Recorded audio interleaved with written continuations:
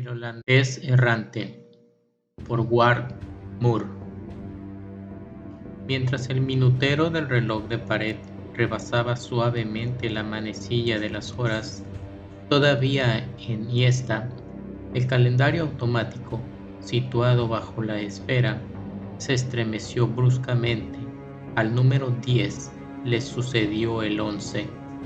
Salvo aquel ligero espasmo, tal vez atribuible a un imperfecto funcionamiento del mecanismo, las plaquitas en que estaban inscritos los signos noviembre y 1998 permanecieron inmóviles en la sala de control dotada de aire acondicionado. Un termómetro situado junto a la puerta señalaba invariablemente una temperatura de 68 grados Fahrenheit. No había nadie en la sala de control para observar el reloj, el calendario, el termómetro, la pantalla de radar o cualquiera de los diversos indicadores instalados en las paredes o en las mesas. Aun suponiendo la presencia de empleados o intrusos, no les hubiera sido posible leer señal alguna, ya que la oscuridad era completa. No solo estaban apagadas las luces de la sala, tupidos cortinajes las protegían contra los traicioneros rayos de la luna que eventualmente pudieran reflejarse en las superficies pulimentadas. La ausencia de luz y de personal técnico no alteraba el trabajo de los prodigiosos aparatos del aeropuerto, pues habían sido diseñados para funcionar automáticamente con una inteligencia casi humana y con una precisión que sobrepasaba a la del hombre en cualquier emergencia, excepto en los casos de un ataque directo del enemigo o de un tiro cercano que averiara no solo los instrumentos, sino también los aparatos de reparación y ajuste. Cuando el sonar y el radar captaron el sonido y la imagen de una aeronave que se aproximaba por el norte, instantánea y correctamente fue identificada como amiga. En efecto, era un RB-87 que regresaba a su base. La información fue transferida a las baterías antiaéreas, a la oficina de información situada a 30 millas de distancia, a los tabuladores que registraban el curso de los bombarderos, al control de combustible oculto a gran profundidad y al depósito de municiones protegido por capas y más capas de cemento y plomo. No existía balizaje automático en el aeropuerto, por supuesto, pero esto no significaba inconveniente alguno para el poderoso bombardero de 8 motores, ya que no dependía de percepciones y reacciones humanas, sino de un cálculo matemático totalmente ajustado a su plan de vuelo. Sensible a la más sutil variación atmosférica, a la configuración del terreno e incluso a una repentina imperfección de su propio mecanismo. Durante el vuelo, segundo tras segundo, estos instrumentos calculaban, compensaban y mantenían a la aeronave en la ruta prevista. El RB-87, ajustado a la velocidad y dirección del viento, así como a cierto número de factores, apuntó la proa hacia la pista de cemento de 2 millas de longitud y se deslizó suavemente sobre ella hasta el final, para detenerse finalmente con las hélices girando en un punto muerto entre dos trozos de pintura, el lugar exacto que indicaban los cálculos que regían su navegación. Mientras se detenían los motores y las hélices giraban cada vez con mayor lentitud, los complejos servicios de la base aérea comenzaron a funcionar. Al detectar los instrumentos de la oscura sala de control la visible imagen del bombardero que regresaba. El depósito de combustible serpenteó una manguera aparentemente interminable, atravesando el campo. Al acercarse al bombardero, sus movimientos reptantes se hicieron más pronunciados cuando, guiada por impulsos electrónicos, alzó la cabeza y trepó por un costado del aparato, buscando a ciegas los vacíos tanques de gasolina. Un diminuto receptor le respondió al mensaje de un transmisor también minúsculo. Saltó el tapón y el cuello de la manga se introdujo en la abertura. Este contacto actuó en las profundidades del depósito de combustible. Comenzaron a funcionar las bombas y la larga manguera se puso rígida al pasar la gasolina por su interior. A muchos kilómetros de distancia comenzaron a trabajar las bombas, impulsando su carga a través de los oleoductos. Toda la maquinaria de una refinería se puso en movimiento para elaborar petróleo en crudo y enviarlo transformado en gasolina de alto octanaje. A medio continente de distancia se elevaba desde las profundidades de un pozo de materia prima que iría a parar al interior de un depósito vacío. La manguera de gasolina, pieza fundamental, era el aparato más simple de la sala de control. Llenos ya los tanques, el tapón del depósito en su sitio y la manguera enrollada en su horquilla, hicieron su aparición las maquinarias más complejas. La manguera de engrase se desplazaba de un motor a otro, los cuales vomitaban finas capas de aceite negro quemado, luego reemplazadas por lubricantes de un color verde dorado, fresco y viscoso.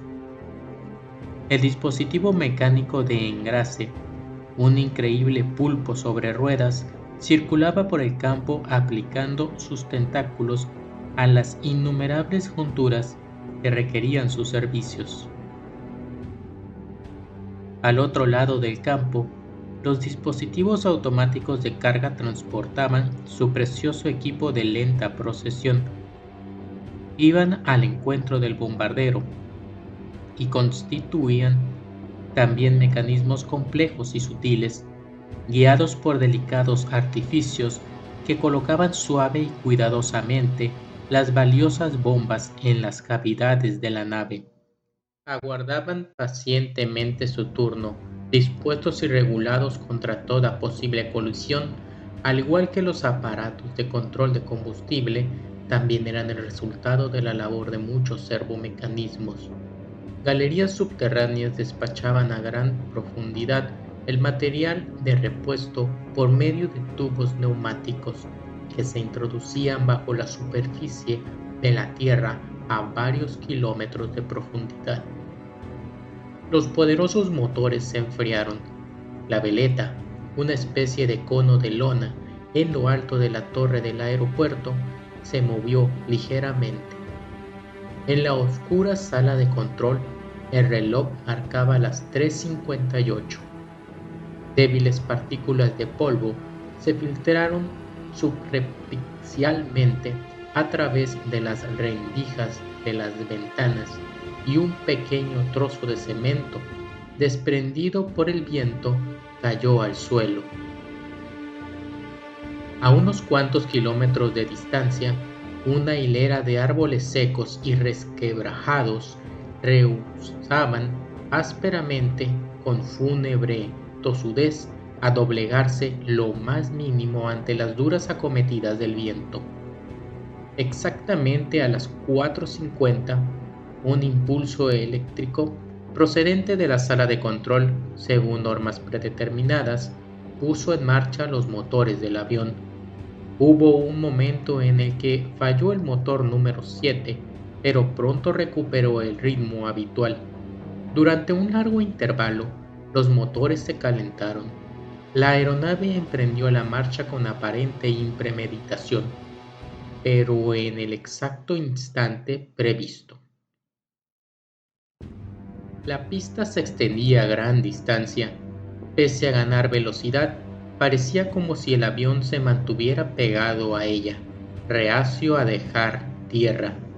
Después de un ligero balanceo, se abrió al fin un espacio entre las ruedas y el cemento, que se agrandó con rapidez.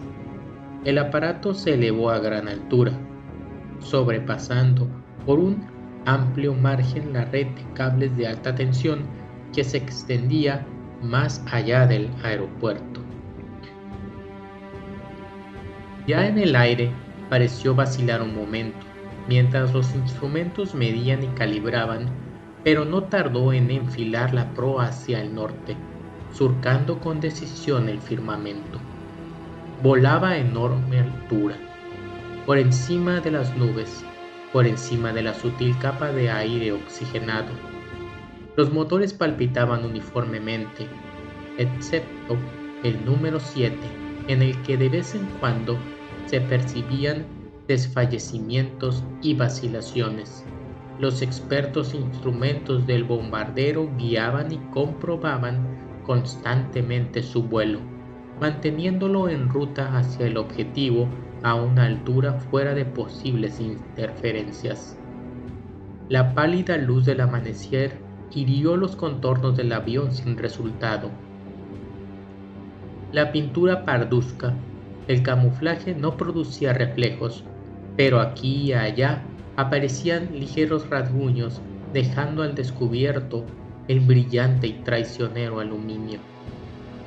A medida que la luz se intensificaba, se hizo patente que tales desperfectos no eran sino pequeños signos de la debilidad del gran bombardero. Un golpe aquí, una abolladura allá, un cable deshilachado, una ligera erosión, señales que evidenciaban malos tratos, ominiosas limitaciones. Solo los instrumentos y los motores eran perfectos, aunque incluso estos, considerando las alteraciones del número 7, no parecían destinados a durar indefinidamente. Rumbo norte, rumbo norte, rumbo norte. El blanco había sido fijado años atrás por hombres maduros de rostro inexpresivo. La ruta fue establecida por hombres más jóvenes, con cigarrillos entre los labios, y los instrumentos esenciales fueron instalados por otros jóvenes todavía más jóvenes, envueltos en guardapolvos y mascando chicle. El blanco no era originalmente objetivo exclusivo del holandés errante, nombre que un mecánico jovial pintó años atrás en el fuselaje de la aeronave, sino que estaba a cargo de un escuadrón completo de aviones de modelo RB-87, pues constituía un importante centro industrial, una parte esencial para el poder militar del enemigo, cuya destrucción era necesaria. Los hombres maduros que habían decidido el plan estratégico conocían muy bien la naturaleza de la guerra que estaban afrontando. Todo se había preparado cuidadosamente, teniendo en cuenta las posibles eventualidades, planes de todas clases. ¿Cuántas alternativas eran posibles? Se habían planificado con el mayor celo. Se daba por descontado que aquella capital y las ciudades más importantes serían destruidas casi de inmediato, pero los autores del plan habían ido mucho más allá de la simple descentralización. En las guerras precedentes, las operaciones finales dependían de los humanos, cuyo carácter frágil y falible conocían muy bien los estrategas. Pensaban con disgusto en la inutilidad de los soldados y mecánicos cuando se les somete a bombardeos ininterrumpidos o sufren los efectos de las armas químicas o biológicas. En los civiles refugiados en los más profundos rincones de las cavernas y minas subterráneas, con la voluntad anulada por la lucha e implorando servilmente el retorno a la paz. Los estrategas habían luchado ardorosamente contra este factor de incertidumbre. Organizaron una guerra no solo completamente automatizada, sino además en la que botones y más botones actuasen en una cadena sin fin. La población civil podría encorvarse y temblar, pero la guerra no se detendría hasta alcanzar la victoria. El holandés errante avanzaba velozmente hacia un blanco familiar, servido y reforzado por una intrincada red de instrumentos, dispositivos, factorías, generadoras, cables subterráneos y recursos básicos, todos ellos casi envidiables e inexpugnables, capaces de funcionar hasta el agotamiento, que no llegaría, gracias a su perfección, hasta dentro de 100 años. El holandés errante volaba hacia el norte, una creación del hombre que ya no dependía de su autor. Volaba hacia la ciudad que, largo tiempo atrás, había quedado convertida en pequeños cascos pulverizados. Volaba hacia las distantes pilas de baterías antiaéreas, donde los pocos cañones que todavía quedaban indemnes lo localizarían con sus pantallas de radar, apuntando y disparando automáticamente para atraerlo al destino que sufrieron otros aviones a su imagen y semejanza. El holandés errante volaba hacia el país del enemigo, un país cuyos ejércitos habían sido aniquilados y cuyo pueblo había perecido. Volaba a tal altura que, desde un punto muy inferior al de sus extendidas alas y potentes motores, la superficie de la Tierra quedaba limitada por una gran línea curva. La Tierra, un planeta muerto en el cual hacía ya tiempo, mucho tiempo, que no alentaba ningún ser viviente. Fin.